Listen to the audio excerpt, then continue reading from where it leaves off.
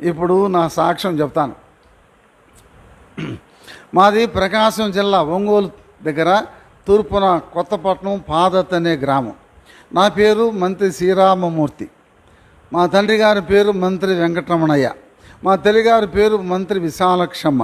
నేను బ్రాహ్మణ కుటుంబంలో జన్మించాను. మా నాన్నగారు చిన్న వయసులో చనిపోయినారు. అందుకని మా తాతయ్య వాళ్ళు నన్ను తిరుపతి తీసుకుపోయి నాకు ఉపనయనం చేశారు.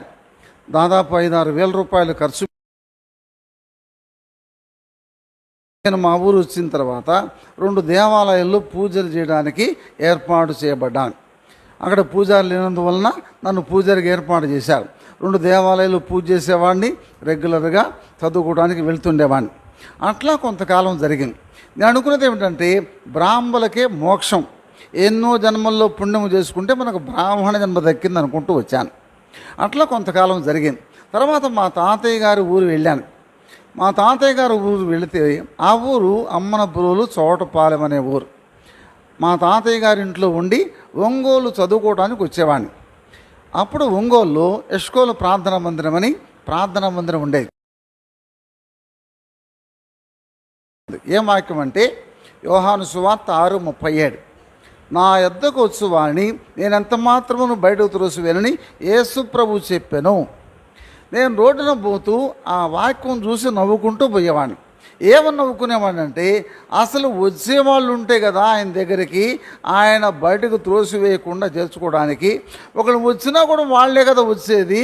ఎంత పిచ్చి నమ్మకం, గుడ్డి నమ్మకం ఈ విధంగా రాసి పెట్టుకున్నారని చెప్పి నవ్వుకుంటూ పోయేవాడిని. అయితే ఒంగోలులో నా స్నేహితుడు ఉన్నాడు. అతని దగ్గరికి భోజనం తెచ్చుకొని తినిపోతుండేవాడిని. అయితే మా ఇంట్లో నేను నీళ్లు తీసుకొస్తూ పడిపోయినాను. కొరకు ట్రీట్మెంట్ కొరకు ఒంగోలు వచ్చాను. ఒంగోలులో నా స్నేహితుని దగ్గర ఉన్నాను. ఆ టైంలో ఆ అబ్బాయి యేసు ప్రభు నమ్ముకున్నాడు. వాళ్ళు హిందువులు, యాదవులు. ఆ అబ్బాయి యేసు ప్రభు నమ్ముకొని ఇదే మందిరానికి పోతున్నాడు. ఇక నేను రూములో ఉన్న కారణం చేత నాకు ప్రభుని గురించి చెప్పడం ఆరంభించాడు. ఏమండి పంతులు గారు, మీరు కూడా ప్రభుని నమ్ముకోండి, ప్రభుని నమ్ముకుంటే మన పాపాలు పోతాయి, మనం పరలోకానికి పోతామని చెప్పి ఈ విధంగా చెప్పేవాడు. బ్రాహ్మణులు అంత సులువుగా వింటారా? అంత సులువుగా ఆలకిస్తారా? నేను రకరకాలుగా వాదించేవాడిని. అయ్యా, నీ మతం నీది, నా మతం నాది. నీ విశ్వాసము నీది, నా విశ్వాసము నాది. నీ దేవుడు నీకు, నా దేవుడు నాకు. మనం చేసే భక్తి అంతా కూడా మార్పు, అంతేగాని దేవుడు ఒక్కడే. మనం చేసే పద్ధతులు మార్పు అని చెప్పి ఈ విధంగా అతనితో వాదిస్తూ వచ్చాను. తర్వాత ఇంకా చెప్తుంటే నేను వాడిని, నువ్వు శూద్రుడివి, నేను బ్రాహ్మణ్ణి, నేను చెప్పింది నువ్వు వినాలి, నువ్వు చెప్పింది నేను వింటమేమిటి అని ఈ విధంగా వాదించేవాడిని. నీకు తిథి, నక్షత్రం, ముహూర్తం, లగ్నం, మంచి రోజు నేను చెప్పాలి, నేను చెప్పింది నువ్వు వినాలి, నువ్వు చెప్పింది నేను వింటమేమిటి అని ఈ విధంగా వాదించేవాడిని. ఒకరోజు ఏం జరిగిందంటే ఆయన స్నేహితుడు వచ్చాడు. ఆ స్నేహితుడు నన్ను పరిచయం చేశాడు. ఏమండి, మా ఊరు పంతులు గారు 2 మాటలు చెప్పండి అని చెప్పి ఆయనకు పరిచయం చేశాడు. వాళ్ళు విశ్వబ్రాహ్మణులు. ఆ అబ్బాయి దేవుని నమ్ముకొని నా దగ్గరకు వచ్చి, ఏమండి మేము విశ్వబ్రాహ్మణులం, యేసుప్రభు నమ్ముకున్నాం, మీరు కూడా నమ్ముకోండి అని చెప్పి చెప్పటం ఆరంభించాడు. నేను అన్నాను, క్రైస్తవులు ఉన్నారు చూడండి, తాగుతారు, కొట్టుకుంటారు, తిట్టుకుంటారు, మళ్ళా మేము ప్రార్థన చేస్తాం, పరలోకానికి పోతామంటారే, మీరు ఎట్లా పరలోకానికి పోతారయ్యా అన్న. అప్పుడు ఆయన అన్నాడు, క్రైస్తవులందరూ పరలోకానికి పోరండి, మారు మనసు పొంది రక్షించబడిన వాళ్ళే పరలోకానికి పోతారు అన్నాడు. నేను అన్నాను, మీరు జీవహింస చేస్తారు కదా, పొద్దున్న లేస్తే దేన్నో దాన్ని కోసుకొని తింటారు, ఎంత పాపం అది, మీరు ఎట్లా పరలోకానికి పోతారయ్యా అన్న. అప్పుడు ఆయన అన్నాడు, దేవుడు కూరగాయలు ఇచ్చినట్లుగా ఇచ్చాడు, ఇష్టమైతే తినచ్చు, కష్టమైతే మానేయచ్చు. కానీ మన లోపల మన మాటలు, మన ఆలోచనలు, తలంపులన్నీ పాపంలోకి నడిపిస్తాయి. అందుకని ప్రభువుని నమ్ముకుంటే మన పాపాలు పోతాయండి అన్నాడు. ఏమండి, ఈ వయసులోన ప్రభువుని నమ్ముకునేది? అప్పుడు నా వయసు ఎంతంటే 19 సంవత్సరాలు. ముసలి వయసులో, వృద్ధాప్యంలో కదా భక్తి చేయాల్సింది అన్నాను. అప్పుడు ఆయన అన్నాడు, ఏమండి, ఒక మంచి మామిడి పండు ఉందనుకోండి, మీకు ఇస్తే సంతోషం, పండంతా నేను తినేసి మిగిలిపోయింది మీకు ఇస్తే సంతోషం అయ్యా. కనుక వయసంతా లోకానికి, పాపానికి ఇచ్చి ముసలి వయసులో తండ్రి దేవుడు అని చెప్పంటే ఆ దేవుడికి మాత్రమే సంతోషం, చిన్నప్పుడే ప్రభుని నమ్ముకోండి అన్నాడు. సరే, మనిషి వదిలిపెట్టట్లేదని చెప్పి ఎప్పుడోసారి నమ్ముకుంటాలేండి అన్నా. ఆయన ప్రార్థన చేసి వెళ్ళిపోయినాడు. తర్వాత ఏం జరిగిందంటే ఆ మందిరంలో ప్రత్యేక కూడికలు జరిగినాయి. ఆ కూడికలకు నా స్నేహితుడు ఆహ్వానించాడు. అయ్యా, మా దగ్గర మా చర్చిలో మంచి మీటింగులు, విజయవాడ, గుంటూరు, తెనాలి నుంచి దేవుని సేవకులు వస్తున్నారు, మీరు తప్పకుండా రండి అని చెప్పి ఆహ్వానించాడు. బ్రాహ్మలేందయ్య చర్చికి వచ్చేది. బ్రాహ్మలు చర్చికి వస్తే మా కులస్తుల బంధువులు రానిస్తారా? చర్చికి రానయ్యా అన్న. లేదండి, మంచి మాటలు చెప్తారు, బాగా చెప్తారు, వాక్యం వినండి అని చెప్పి అన్నాడు. అప్పుడు దేవుడు నాతో ఎట్లా మాట్లాడాడంటే, వినదగున్ ఎవరు చెప్పినా వినంత వేగిపడక వివరింపదగున్. మంచి మాటలు వినచ్చు కదా, తప్పే ఉంది, పోయి ఆలకిద్దాము కదా అని చెప్పి, సరే పోదాం వస్తానయ్యా అని చెప్పి అన్నా. సరే వచ్చిన తర్వాత ముందు కూర్చున్న తర్వాత పాటలు పాడినంతసేపు బాగా విన్నాను. పాటలు అయిన తర్వాత అనుకున్నాను, వాళ్ళు చెప్పేది వాళ్ళ దేవుని గురించి కదా, మన దేవుని గురించి చెప్పరు కదా, కాబట్టి మనం ఎందుకు వినాలా అని చెప్పి ముందు కూర్చొని నిద్రపోతే ఏమైనా అర్థమవుతుందా? నాకేం అర్థం కాల. చెప్పినాయన విజయవాడ బెంజమిన్ గారు చాలా బాగా చెప్పేటంట వాక్యం. అయిపోయింది మీటింగ్. సరే రెండో రోజు శనివారం, అయ్యా ఈరోజు ఇంకొక ఆయన చెప్తాడు రా అయ్యా పోదామన్నాడు. సరే నిన్న నిద్రపోయినా మనకేం అర్థం కాల, ఈరోజు పోయి ఆలకిద్దాం ఏం చెప్తారు అని చెప్పి రెండో రోజు కూడా వచ్చాను. ఆ రోజు గుంటూరు సేవకుడు చెప్తున్నాడు వాక్యం, నువ్వు ఏ వయసులో ఉన్నా, ఏ కులమైనా, ఏ మతమైనా మారు మనసు పొందాలి, రక్షణ పొందాలి, క్రొత్తగా జన్మించాలని చెబుతున్నాడు. నేను కూర్చొని మీలాగానే ఆలోచన చేస్తున్నాను. అసలు మనసు అనేది ఎట్లా మారుతుంది? ఒక అబద్ధం ఆడకుండా, ఒక చెడ్డ మాట మాట్లాడకుండా, ఒక సినిమా చూడకుండా ఎట్లా మనసు మారుతుంది? కాబట్టి ఈ మనసు మారేది కాదు. పుటకతో వచ్చిన బుద్ధి పుడకలతోనే పోవలసిందే. ఎక్కడో నూటికి ఒకళ్ళు ఉంటారు చెప్పేది. అయిపోయిన తర్వాత మళ్ళీ ఆదివారం, సరే 2 రోజులు పోయినాం కదా, ఈరోజు కూడా పోదామని చెప్పి వచ్చాను. వస్తే అక్కడ ఏం జరిగింది తెలుసా? ఆ రోజు బాప్తిసాలు 10:30కి వచ్చి 11, 12, 1 గంట, 2, 3 అయిపోతుంది. ఇంకా వదిలిపెట్టలు, నాకు ఆకలి అయిపోతుంది. సరే వెళ్ళిపోదాం అనుకుంటున్నా.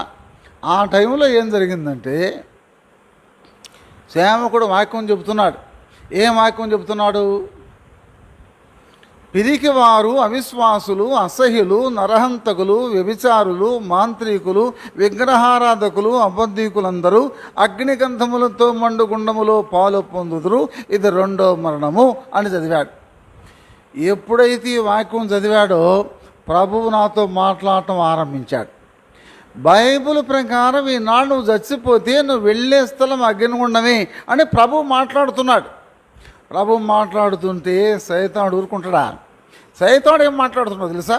అసలు బ్రాహ్మణ చేసుకుంటే మనకు బ్రాహ్మణ జన్మ దక్కింది, మనం ఎందుకు నరకానికి పోతాం అనుకుంటున్నా. కానీ ప్రభు మాట్లాడుతున్నాడు, బైబిల్ ప్రకారం విగ్రహారాధికులు, అబద్ధీకులు అగ్నిగంధములతో మండుగుండములో పాలు పొందాలి. ఇప్పుడెప్పుడు చచ్చిపోతామా? చచ్చిపోయి చూసుకోవచ్చు అనుకున్న ప్రార్థన అయిపోయిన తర్వాత నా స్నేహితుడు నన్ను అంతటితో వదిలిపెట్టలా. ఆ మందిరంలో ఒక సంఘ పెద్ద ఉన్నాడు.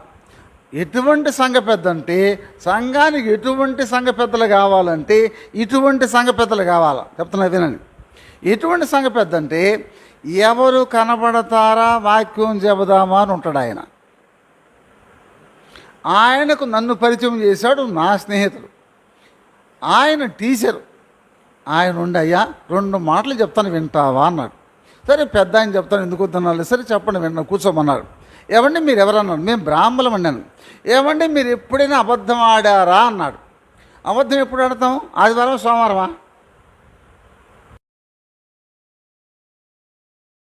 సోమవారమా? రోజు ఆడతాం కదయ్యా అబద్ధం అన్నాడు. అప్పుడు అన్నాడు, రోజుకు ఒక అబద్ధం ఆడితే వారానికి ఎన్ని? నెలకి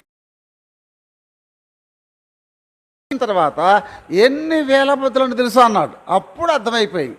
ఒక అబద్ధం ఇది వేలైపోతే ఇక సినిమాలు ఏమిటి, సిగరెట్లు ఏమిటి, చెడ్డ మాటలు ఇవన్నీ లెక్క వేసుకోండి అన్నాడు. అప్పుడు అర్థమైపోయి, అయ్యో కొన్ని వేల పాపాలు చేసావు కదా అని.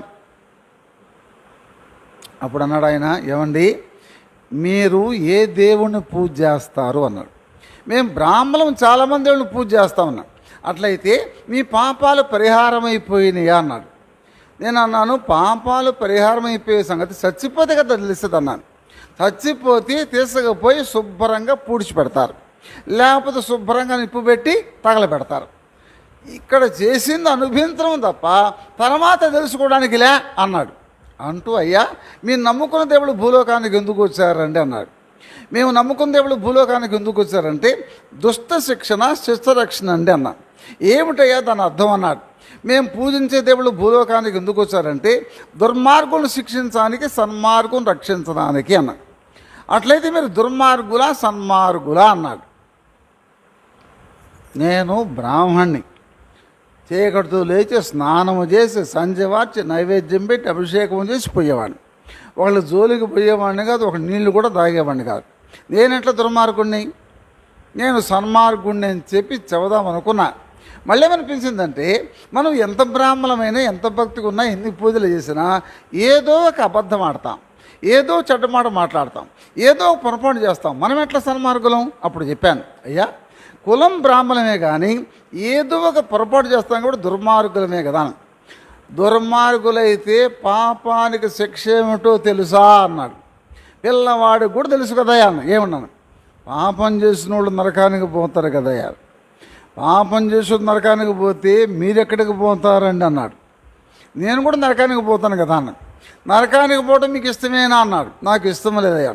అప్పుడు ఏమో తెలుసా, మీకు ఇష్టమున్నా ఇష్టం లేకపోయినా నరకానికి పోవటం చేసిన పాపాన్ని బట్టి నరకానికి పోవలసిందే అన్నాడు. No argument, no reasoning, no discussion చెప్పేశాడు. పాపం చేసిన దాన్ని బట్టి నరకానికి పోవడానికి ఇష్టం ఉన్నా ఇష్టం లేకపోయినా నరకానికి పోవలసిందే అన్నాడు. మళ్ళీ అన్నాడు, అయ్యా నరకం తప్పించుకునే మార్గం చెప్తాను వింటావా అన్నాడు. అప్పుడు చదివాడు బైబిల్. పాపులను రక్షించుటకు క్రీస్తు లోకమునకు వచ్చెను. పాపం చేసిన వాళ్ళని శిక్షించడానికి యేసుప్రభు రాలేదు. పాపం చేసిన వాళ్ళని రక్షించడానికి యేసుప్రభు లోకానికి వచ్చాడు. పాపం చేసిన వాళ్ళని రక్షించడానికి యేసుప్రభు లోకానికి వచ్చి ఆయన పాపం లేకుండా పుట్టాడు, పాపం లేకుండా జీవించాడు, మన పాపాల కొరకే ప్రాణం పెట్టాడు. దేవుడు కాబట్టి మట్టికి మట్టి అయిపోలా, ఆయన చచ్చిపోయి తిరిగి లేచాడు. ఆ ప్రభుని నమ్ముకుంటే మన పాపాలు పోతాయి, మనం పరలోకానికి పోతాం, నరకం తప్పించుకుంటాం అని చెప్పాడు. అప్పుడు నేను అన్నాను, అయ్యా నువ్వు చెప్పింది బాగానే ఉంది, యేసు ప్రభు లోకానికి. అప్పుడు యేసు ప్రభు జీవితాన్ని మార్చాడు. నేను నా స్నేహితుడు ఇద్దరం ప్రభువుని నమ్ముకున్నాం, ప్రార్థన చేసుకుంటున్నాం. మా ఊరి నుంచి మా స్నేహితుడు వాళ్ళ నాన్న వచ్చాడు. మేమిద్దరం ప్రార్థన చేసుకుని బయటకు వచ్చాం. బయటకు వచ్చేటప్పటికి వాళ్ళ కొడుకుని అడుగుతున్నాడు, అరే నువ్వు దిగింది కాకుండా పంతులు గారిని కూడా దించావంటరా అన్నాడు. ఏమన్నాడు? నువ్వు దిగింది కాకుండా పంతులు గారిని కూడా దించావంటరా అన్నాడు. సరే, ఈ మనిషి ఏం చేశాడంటే మా ఊరు పోయి మా అమ్మకు చెప్పాడు, అమ్మ పంతులమ్మ గారు మా అబ్బాయి మీ అబ్బాయి మతం తీసుకున్నారు, మతంలో చేరిపోయినారు అని. మా అమ్మ ఏమడిగింది తెలుసా, అయ్యా మా అబ్బాయి దంజం ఉంచుకున్నాడా తీసేసాడా అని. ఏమోనమ్మా నాకు తెలీదు, ఆ మతంలో దిగిన వాళ్ళు దంజం ఉంచుకుంటారు లేదు అన్నారు. అందుకని మా అమ్మ ఏం చేసిందంటే ప్రత్యేకంగా కోమటి చెట్టుకి దంజం ఇచ్చి, నాయన మా అబ్బాయికి చెప్పు వేసుకోమని చెప్పు అని చెప్పి ప్రత్యేకంగా మనిషినిచ్చి పంపించింది. ఆయన వచ్చి దంజం ఇచ్చిపోయినాడు. అయ్యా మీరు దేవుని నమ్ముకుంటే నమ్ముకున్నారు కానీ దంజం వేసుకోండి, తల్లి మాట కూడా వినండి అని చెప్పిపోయినాడు. సరే, నేను తల్లి మాట కూడా వినాలి కదా, ఈ దంజం లోపల ఉండేది కదా, వేసుకుందామని చెప్పి అనుకున్నా. వేసుకుందామంటే ఎట్లా వేసుకోవాలా, ప్రార్థన చేసి వేసుకుందాం అనుకున్నా. ఏంది, మోకరించాను, దంజం పట్టుకుని ప్రార్థన చేస్తున్నాను. యేసు ప్రభువా తండ్రి, మా అమ్మ దంజం పంపించింది నాయన, నాకు సహాయం చేయి, నేను వేసుకోవాలనుకుంటున్నాను అని చెప్పి ప్రార్థన చేస్తున్నా. ప్రభు ఏమన్నాడు తెలుసా, ఏయ్ నువ్వు లోపల ఒక భక్తి బయట ఒక భక్తి చేస్తావా అంతే. ఇక ఆమెను కూడా చెప్పలా, వేసుకపోయి సరే మా ఇంటికి పోయినా ఒక 15 రోజులు అయింది. మా ఇంటికి పోగానే మా అమ్మ, మా అమ్మమ్మ, మా మావయ్య, మా అత్తమ్మ, ఇంకా 5-6 చేరారు. ఏందిరా శ్రీరామూర్తి, బ్రాహ్మణమై ఉండి పోయి ఆ మతం తీసుకోవటం నీకేమన్నా బాగుందా చెప్పు. మన కులంలో భక్తి ఉండకూడదా? పోయి వాళ్ళలో చేరిపోయినవింది. నీకెవరో బాగా అంటించారా? ఏం చేశారంట? నాకు బాగా అంటించారంట. తర్వాత ఇంకేమో తెలుసా, నువ్వు చదువుకోలేదంటరా, నీకు తెలియదురా అని చెప్పి రకరకాలుగా ఒక అరగంట సేపు వాయించి పడేశారు. సరే, నాకు సేవకుడు ఇస్కోలు మందిరంలో తీర్మానం చేసుకుని మరుసటి రోజు మందిరానికి పోతే బైబిల్ ఇచ్చాడు. ఆ బైబిల్ తీసుకొని పోయినా, పెద్ద బైబిల్ తీసుకొని మా ఊరు మా వాళ్ళు ఏమన్నారంటే, రే శ్రీరామూర్తి, ఈ బైబిల్లో జంజం వేసుకోకూడదని ఎక్కడుందో చూపిస్తారా అన్నారు. నేను అప్పటికి పూర్తిగా బైబిల్ చదవలా, నాకు వేసుకోకూడదని ఎక్కడుందో తెలియదు. ఇప్పుడు ఆ రోజుల్లో మా తాతయ్య వాళ్ళు 5-6 వేల రూపాయలు ఖర్చు పెట్టి తిరుపతి దేశం ఉపనయనం చేసి ఇంతకు చేస్తే నేను ఉట్టిన తీసేస్తే ఏమైనా న్యాయమేనా? ఇప్పుడు వాళ్ళు ఏమంటున్నారంటే, దంజం వేసుకోవచ్చు, తప్పేమి లేదు, వాపులు ఉండేది కదా, వేసుకో అని అడుగుతున్నారు. కానీ ఏమడుతున్నారు, బైబిల్లో చూపిస్తారా ఎక్కడుందో అడుగుతున్నారు. ఇప్పుడు పెద్ద సమస్య వచ్చింది కదా. లేకపోతే ఏం చేస్తున్నారు, తీసుకొచ్చి వేస్తారు దంజం. ప్రార్థన చేసుకుంటున్నా, ప్రభువా వీళ్ళకి ఏం చెప్పాలి నాయన, బలవంతంగా నాకు వేసేస్తారు తండ్రి, నువ్వు సమాధానం చెప్పాలి ప్రభు అని ప్రార్థన చేసుకుంటా మనసులో. అప్పుడు సమాధానం ఇచ్చాడు దేవుడు. ఏం సమాధానం ఇచ్చాడు తెలుసా? జాగ్రత్త వినండి. ఈ బైబిల్లో యేసు ప్రభు జంజం వేసుకోవాలా, కాబట్టి యేసు ప్రభుని నమ్ముకున్న వాళ్ళు ఎవరే కానీ జంజం వేసుకోకూడదు అన్నా. ఇక అంతే, మా వాళ్ళు మరి మాట్లాడాల. నీ కర్మన పోరా అన్నారు, నన్ను వదిలిపెట్టి వెళ్ళిపోయినాను. మా అమ్మ ఏం చేసిందంటే, నాన్న ఆయన కాళ్ళు కొడుకు భోజనం చేద్దు కానీ అని చెప్పాను. సరే కాళ్ళు కొడుకు నా భోజనానికి పిలిచింది మా అమ్మ. ఎక్కడ పెట్టాలి భోజనం, ఇంట్లో పెట్టాలా బయట పెట్టాలనా? మా ఇంట్లో మా అమ్మ నాకు ఎక్కడ పెట్టాలి భోజనం, బయట పెట్టాలనా ఇంట్లో పెట్టాలనా? ఇంట్లో పెట్టాలి కదా. అయితే ఎక్కడే పెట్టి తెలుసా, బయట ఇస్తరేసి పెట్టింది భోజనం. నీ భోజనం అడిగి కావాలని చెప్పి అనాలనా, ప్రార్థన చేసుకొని తినాలనా? ప్రార్థన చేసుకున్న ప్రభువా మా అమ్మను మార్చు, మా ఇల్లు మార్చు, మా కుటుంబాన్ని మార్చు ప్రభువా అని ప్రార్థన చేశాం. ఆ రోజు మొదలుపెట్టిన ప్రార్థన 25 సంవత్సరాల తర్వాత మా అమ్మ దేవుని నమ్ముకొని చనిపోయింది. తర్వాత మా చెల్లెలు దేవుని నమ్ముకొని ప్రార్థనకు పోతుంది వేంపల్లిలో. తర్వాత మా తమ్ముడు ప్రార్థనకు పోతున్నాడు. మా తమ్ముడుకు మారు మనసు పొంది నేను బాప్తిసం ఇచ్చాను మా తమ్ముడికి. మా తమ్ముడు కోసం 45 సంవత్సరాలు ప్రార్థన చేశాను. దేవుని దయ వల్ల మారు మనసు పొందాడు. మా తమ్ముడు గురించిన సాక్ష్యం ఏంటో తెలుసా? మా బావగారు చెప్పాడు మా తమ్ముడు గురించి. నా భార్య వాళ్ళ పెద్దన్నయ్య జాన్ గారు, మీ తమ్ముడంత మూర్ఖుడు ప్రపంచంలో ఉండడండి అన్నాడు. ఎక్కడ? ప్రపంచంలో ఉండడండి అన్నాడు. ఏమిటంటే చెప్తాను వినండి. మీరు చాలామందికి దేవుని వాక్యం చెప్పుంటారు, చాలామంది మీరు చెప్పిన తర్వాత రకరకాలుగా మాటలు రెస్పాన్స్ ఇచ్చుంటారు. మా తమ్ముడు ఎంత మంచోడంటే 3 అలవాట్లు ఉన్నాయి మా తమ్ముడికి. మొట్టమొదటిది పేకాట, రెండవది మందు, మూడవది సిగరెట్ తాగడం. ప్రతిరోజు ఈ 3 ఉండాల్సిందే. సరే, నేను ప్రార్థనకు పోతుంటే 4 కూర్చొని పేకాట ఆడుతుండేవాళ్ళు. నేను రోడ్డున పోతుంటే కనీసం వాళ్ళైనా జాన్ గారు పాస్టర్ గారు పోతున్నారే అని చెప్పి 1 నిమిషం ఆపుతారు పేకాట. వాళ్ళు చెప్తారు, ప్రసాద్ మీ అన్నయ్య పోతున్నాడు ప్రార్థనకని. కనీసం నా తమ్ముడు తలెత్తి కూడా చూడ్డు, అంత మంచోడు.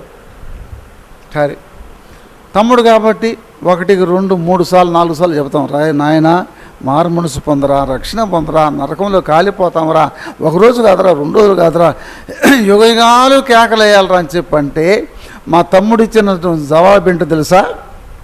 జాగ్రత్తగా వినండి. అలవాటైపోద్దులు అన్నయ్య. అర్థమైంది మీకు? నరకంలో ఏమైతుందా? అలవాటు అయిపోద్దంట. ఆ సంగతి తెలియకనా? అయితే మా తమ్ముడు ఏం చెప్పినా అలవాటు అయిపోద్దులే అన్నయ్య. సరే, ఒకరోజు ఏం జరిగిందంటే 4 సంవత్సరాల క్రితం సంక్రాంతి పండుగ ఉదయం పేకాట ఆడుతున్నాడు.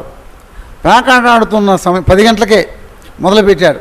పేకాట ఆడుతుంటే సడన్గా ఏమైందంటే కాలు, చెయ్యి, నోరు 3 పడిపోయినాయి.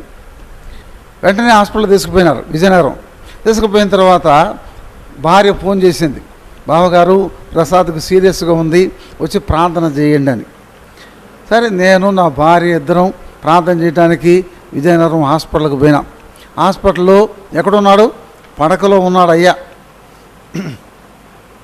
పోగానే పలకరించాడు. ఏమన్నా పలకరించాడు తెలుసా? అన్నయ్య ప్రార్థన చేయన్నయ్య అన్నాడు. ఏమన్నాడు? నేను రే నోరమయ్యి, ఇన్ని సంవత్సరాలు మేము ప్రార్థన చేశాం, ఇప్పుడు ప్రార్థన చేయాల్సింది ఎవరు? నువ్వు చేయాలి ప్రార్థన. నాకు ప్రార్థన రాదు చెప్పమన్నాడు. సరే చెప్తాను పలుకు అని చెప్పి తీర్మానం ప్రార్థన చేశాడు. మారు మనసు పొందాడు, రక్షించబడ్డాడు, నడుస్తున్నాడు, మందిరానికి వచ్చాడు. అన్నయ్య నాకు బాప్తిసం ఇప్పుడు ఇస్తావన్నాడు. అప్పటికి 3 నెలలు అయింది. మళ్ళీ పోయి తాగితే నిన్ను నమ్మింది ఎవరు? ఇంకొక 3 నెలలు చూడాలా. మళ్ళీ 3 నెలల తర్వాత మందిరంలో బాప్తిసం ఏర్పాటు చేసి బాప్తిసం ఫారం పూర్తి చేసి బాప్తిసంలో సాక్ష్యం చెప్పమని చెప్పి మందిరంలో సాక్ష్యం చెప్పిన తర్వాత బాప్తిసం ఇచ్చాం. ఇప్పుడు అంటాడు నా తమ్ముడు, అన్నయ్య దేవుడు దెబ్బ కొట్టబట్టి నేను వచ్చాను కానీ మందిరానికి, లేకపోతే వచ్చుండేవాడినా? దెబ్బ కొట్టిన తర్వాత రావటం మంచిదా, మర్యాదగా రావటం మంచిదా? దెయ్యం తీసుకొస్తే రావటం మంచిదా, దెయ్యం పట్టుకుని రావటం మంచిదా? ఏందమ్మా పలకలేంది? దెయ్యం తీసుకురాకుండా మర్యాదగా వస్తే మంచిది. కాబట్టి తర్వాత దేవుడు నన్ను సేవకు పిలిచాడు. బాప్తిసం తీసుకున్నాను. ఫిలిప్ గారు నాకు బాప్తిసం ఇచ్చారు, నా పేరు మార్చబడింది. తర్వాత 70లో బాప్తిసం అయిపోయింది. 71లో దేవుడు నన్ను సేవకు పిలిచాడు. 71లో సేవ సమర్పించుకున్నాను. తర్వాత 72లో హెబ్రోన్ వచ్చాను. బక్సింగ్ గారి దగ్గర కొంతకాలం ఉన్నాను. మళ్ళీ బక్సింగ్ గారు ఒంగోలు యోహాన్ గారి దగ్గరికి పంపించాడు. అక్కడ 4 సంవత్సరాలు ట్రైనింగ్. తర్వాత పొదిలినే స్థలానికి వెళ్ళాను. పొదిల్లో 8 సంవత్సరాలు సేవ చేశాను. పొదిల్లో 8 సంవత్సరాలు. ఈ 8 సంవత్సరాల కాలంలో మందిరం ఎంత మందిరం అంటే మొట్టమొదట నేను పోయినప్పుడు ఒక అత్త, 2 కోడళ్ళు, అది సంఘం. ఎంత మందిరం ఎంత ఉంది తెలుసా? ఈ పులిపీట అంత ఉండేది. 3 విశ్వాసులకు సరిపోదా? సరిపోదు. నా పెట్టె, నా వంట, 3 విశ్వాసులు అలా సరిపోయింది. ఒక 6 నెలల తర్వాత ఇంకో ఇల్లు తీసుకున్నాం 6 రూపాయలు పెట్టి. ఇంకొక 6 నెలల తర్వాత 20 రూపాయలు పెట్టి ఇల్లు తీసుకున్నాం. అక్కడికి గూడూరు యేసుదాస్ గారు, అరవిందం గారు వీళ్ళు వచ్చారు, స్పెషల్ మీటింగ్. అబ్రహం జోసెఫ్ గారు వీళ్ళు వచ్చారు. తర్వాత ప్రార్థన చేస్తే దేవుడు 11 సెంట్లు స్థలం ఇచ్చాడు. అక్కడికి 1979 బక్సింగ్ గారు వచ్చాడు. బక్సింగ్ గారు రావడం కోసం 3 సంవత్సరాలు బక్సింగ్ గారిని అడిగాను, brother kindly visit my place. మొదటి సంవత్సరం పలకల. 2వ సంవత్సరం I will visit your place next year అన్నాడు. నెక్స్ట్ ఇయర్ వచ్చాడు మళ్ళీ. అప్పుడు అడిగాను, brother you promised me I will visit your place next year. Yes I know, I will come to your place day after tomorrow అన్నాడు. రేపు కాదు ఎల్లుండి వస్తున్నాను బక్సింగ్ గారు అంటే ఈ చిన్న సంగతి. అప్పుడు చెప్పాను, brother please pray for me for the preparation for the meeting అని. ఎస్ అని చెప్పి పిలిచి ప్రార్థన చేసి పంపించాడు. మా విశ్వాసులను పిలిచి ప్రార్థన చేశాం. ఎంతమంది 10 మంది వచ్చారు. అమ్మ బక్సింగ్ గారి కోసం మనం ప్రార్థన చేస్తున్నాము కదా, ప్రార్థన చేయండి, రేపు కాదు ఎల్లుండి బక్సింగ్ గారు వస్తున్నాడు అని చెప్పి. సరే ప్రార్థన చేశారు. ప్రార్థన చేసిన తర్వాత 10 మంది ఏమన్నారు తెలుసా? జానన్న, బక్సింగ్ గారి మీటింగ్ అయ్యే ఖర్చు అంతా కూడా మా 2 కుటుంబాలు పెట్టుకుంటాయి అన్నాడు. వాళ్ళెవరు పెద్ద ఆఫీసర్లు కాదు. ఒక ఆమె ఏఎన్ఎం, ఒక ఆమె హెల్త్ విజిటరు. ఏం చెప్పారు? భర్తలకు ఉద్యోగాలు లేవు. మళ్ళీ వాళ్ళిద్దరి యొక్క సమర్పణ చూడండి. బక్సింగ్ గారి మీటింగ్ ఖర్చు అంతా మేమిద్దరం పెట్టుకుంటాం, మా 2 కుటుంబాలు పెట్టుకుంటాయి. ఎంతమంది వచ్చారు బక్సింగ్ గారి మీటింగ్కి? 3000 మంది వచ్చారు. ఎంతమంది తీర్మానం చేసుకున్నారు? 250 మంది తీర్మానం చేసుకున్నారు. కుటుంబ ప్రార్థనకు ఎంతమంది ఉన్నారు? 1000 మంది ఉన్నారు. చూడారా? అప్పుడు పాడిన పాటలు ఏంటి తెలుసా? క్రీస్తే ఈ జీవితంలో. 2వ పాట అద్భుత దీవెనలో. కాబట్టి బక్సింగ్ గారు ఇక్కడ నుంచి పొద్దు నుంచి హైదరాబాద్ వెళ్ళాడు. వెళ్ళిన తర్వాత నా కొరకు ప్రార్థన చేయండి అని చెప్పాడు ఒంగోలు సేవకుడు యోహాన్ గారు నా వివాహం కొరకు. భక్సింగ్ గారు నన్ను చూశాడు. ఈ 3 సంవత్సరాల నుంచి నన్ను చూస్తూనే ఉన్నాడు భక్సింగ్ గారు. హైదరాబాద్ పోయి నా భార్యను పిలిచాడు. ఏది హెబ్రోన్లో పరిపూర్ణం పిలవండి అన్నాడు. పిలిస్తే తీసుకొస్తే పరిపూర్ణ pray for your marriage, Ongole దగ్గర ఒక సేవకుడు ఉన్నాడు, ఆయన కొరకు ప్రార్థన చేయి అని చెప్పన్నాడు. అప్పుడు నా భార్య ఇచ్చిన సమాధానం ఏంటి తెలుసా? బ్రదర్, నేను పెళ్ళి కోసం హెబ్రోన్ రాలా. రెండో మాట ఏమని తెలుసా? నేను పెళ్లి చేసుకోకుండా ఉండగలను అంది. అబ్బా, ఎంత భక్తురాలు దిగిందిరా అనుకోలే భక్సింగ్ గారు. ఏమన్నా తెలుసా? అబ్బా, ఇంత మంచి సేవకులు కావాలమ్మా హెబ్రోన్కి అన్లా. ఏమన్నా తెలుసా? పరిపూర్ణ,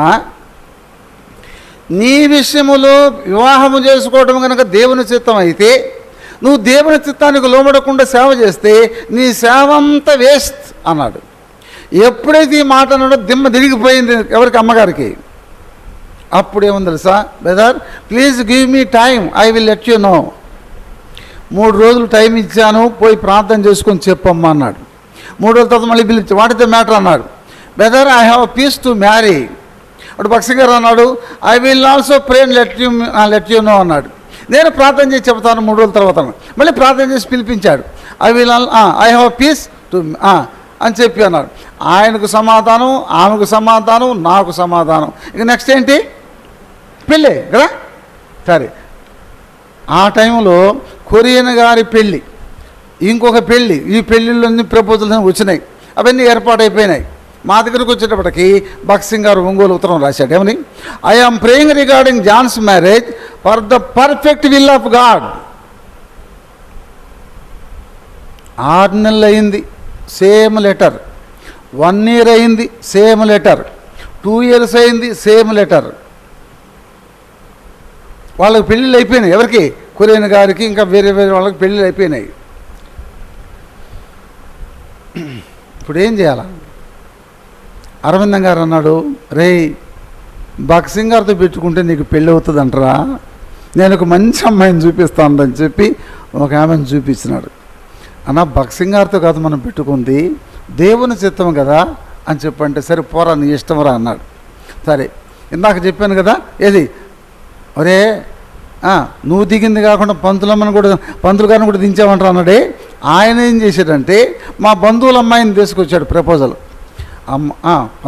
పంతులమ్మ కదా నాయన, బాగా చదువుకుంది, చక్కగా ఉంటుంది, ఒక ఆమెను కలుపుకోవచ్చు కదా మీ మతంలో, ఆమెను చేసుకోకూడదా అన్నాడు. ఆమెను మనం కలుపుకోకుండా మనల్ని ఆమె కలుపుకుంటే ఎలాగా అన్నా? అర్థమైందా?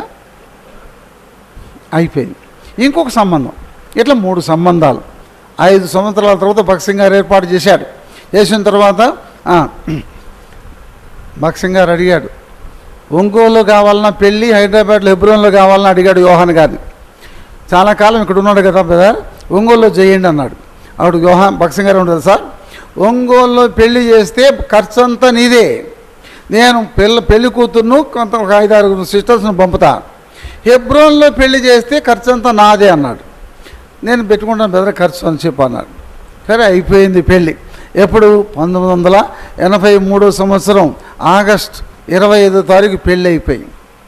అంతకు మునుపు ఒంగోలు బీబీఎస్కి వచ్చింది ఎవరు? పరిపూర్ణమ్మ. వచ్చినప్పుడు ఒంగోలు ఒక పెద్ద డాక్టర్ అమ్మ ఉంది. ఆ డాక్టర్ అమ్మ ఈ పెళ్ళి లేట్ అయ్యేటప్పటికి ఆమె అడిగింది, నాయన ఎవరినైనా భక్సింగ్ గారు ఏర్పాటు చేసింది నీకు? ఆ అమ్మ ఎవరినైనా మన దగ్గరకు వచ్చింది కదమ్మా బీబీఎస్కి, ఎవరు? పరిపూర్ణమ్మ. ఆమెను అమ్మ అన్న.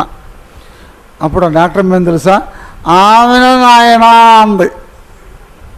గుండె గతక్కమనే. మళ్ళీ అన్నది దేవుని చిత్తం కదా నాయన. అయిపోయింది, పెళ్ళయింది, దేవుని దేవులు 2 పిల్లలు. తర్వాత ఏం జరిగింది? తర్వాత షుగర్ వచ్చింది, తర్వాత బీపీ వచ్చింది, తర్వాత ఫిట్స్, తర్వాత 4 స్టంట్లు. ఎవరికి? నా భార్యకి. అయినా కానీ 40 సంవత్సరాలు ఇద్దరం కలిసి ఉన్నాం. సరే, ఇప్పుడు ఈ 3 ప్రపోజల్ సంగతి చెప్పాలి కదా. అరవిందం గారు చూపించిన ఆమె చచ్చిపోయింది, ఈ బ్రాహ్మణామె చచ్చిపోయింది, ఇంకొక మనిషి కూడా చచ్చిపోయింది. ఎందుకు చచ్చిపోయినారు? నా భార్యకి ఇన్ని జబ్బులున్నా, 4 స్టెంట్లున్నా, షుగరు బీపీలు ఉన్నా ఎందుకు బతికిందంటే పరిపూర్ణమైన దేవుని చిత్తం. కాబట్టి ఆ పరిపూర్ణమైన దేవుని చిత్తం తెలుసుకొని మనం వివాహాలు చేసుకోవాలి. లేకపోతే పరిస్థితులు వేరుగా ఉంటాయి. సరే, దేవుని దయ వల్ల 40 సంవత్సరాలు అయిపోయి ఇప్పుడు నాకు 2 పిల్లలు, కొడుకు కోడలు హైదరాబాద్లో ఉంటారు. కొడుకు సాఫ్ట్వేర్లో పనిచేస్తాడు, కోడలు ఎస్బీఐలో పనిచేస్తుంది. వాళ్ళకి 2 ట్విన్స్. తర్వాత కూతురు అల్లుడు 2 ఇంజనీర్లు. వాళ్ళిద్దరూ రాజీనామా చేసి సేవకు వచ్చారు. కూతురు పిల్లలు నా దగ్గర ఉంటారు. కాబట్టి ఇది నా కుటుంబం. సిస్టర్ 2022 సంవత్సరంలో చనిపోయింది. చనిపోయిన తర్వాత హెబ్రోన్లో అడిగారు, అయ్యా సిస్టర్ లేదు కదా హెబ్రోన్ రండి అని చెప్పంటే హెబ్రోన్కు షిఫ్ట్ అయినాం.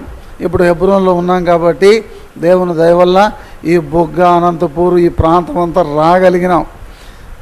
దేవుని దయ వలన మీ మధ్యకి రావడానికి ప్రభు అవకాశం ఇచ్చాడు. దేవుడు ఈ మాటలు దీవించును గాక.